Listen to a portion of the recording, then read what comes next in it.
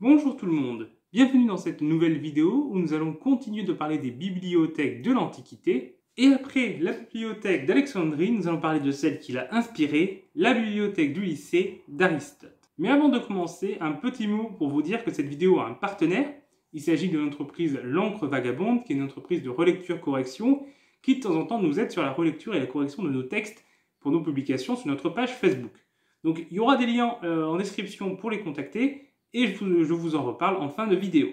Mais du coup, la bibliothèque du lycée, qui est donc inspirée de la bibliothèque d'Alexandrie, et qui donc de ce fait, par l'influence qu'a eu la bibliothèque d'Alexandrie, elle est intéressante elle-même à étudier. C'est une école, à la base, c'est une école philosophique, fondée par Aristote à Athènes en 355 avant Jésus-Christ, et qui va rester active après la mort de son fondateur, jusqu'à une date qui n'est pas connue avec certitude.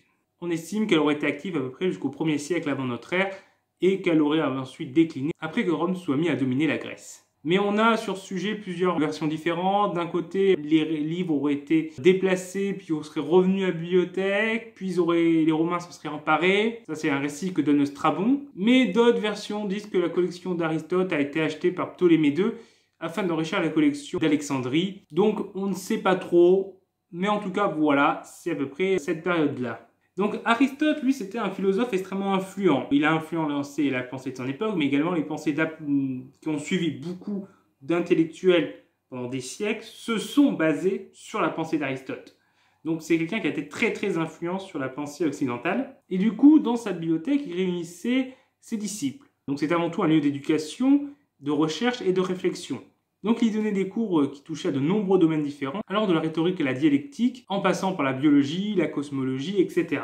Et du coup, pour appuyer ses cours, il avait doté son école d'une bibliothèque où on trouvait toutes ressources nécessaires aux élèves, à ses disciples, pour qu'ils puissent se former, lire et s'éduquer, donc à partir de ce qu'on trouvait dans cette bibliothèque. Cette bibliothèque était riche en ouvrages, mais elle n'était pas au niveau d'Alexandrie. Loin s'en faut, Alexandrie restait hors concurrence à cette époque. Néanmoins, elle a inspiré le système de triage des livres qu'a mis en place la bibliothèque d'Alexandrie et qui, d'après nos sources, aurait été inventé par Aristote. En tout cas, la bibliothèque du lycée serait la première à avoir mis en place un système pour ranger les livres par thème, là où avant, ce n'était pas le cas, il n'y avait pas forcément une méthode vraiment qui s'était imposée, mais souvent c'était des systèmes plutôt chronologiques qui s'étaient mis en place. Mais on manque de sources à ce sujet pour être sûr. Parce qu'en effet, souvent, sur les bibliothèques les plus anciennes, on ne trouve que des fragments des collections non disposées et souvent éparpillés, donc sans moyen de savoir exactement comment ces livres étaient rangés à la base.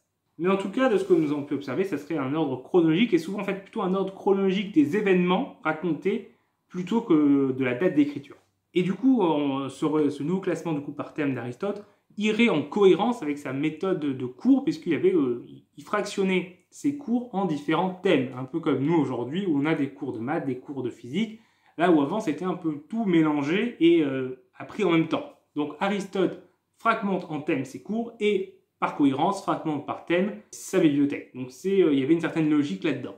On sait également qu'il y avait un sanctuaire dédié aux muses dans l'école, donc là aussi c'est quelque chose qu'on va retrouver au Mousséon d'Alexandrie, donc le Mousséon, puisque c'est le temple des muses dans lequel se trouvait la bibliothèque d'Alexandrie. Et petite précision, Aristote était certes le fondateur de la bibliothèque, c'est certes lui qui dirigeait, en tout cas durant son vivant, puisqu'elle a, comme je vous l'ai dit, poursuivi après, mais par contre, il n'en était pas propriétaire.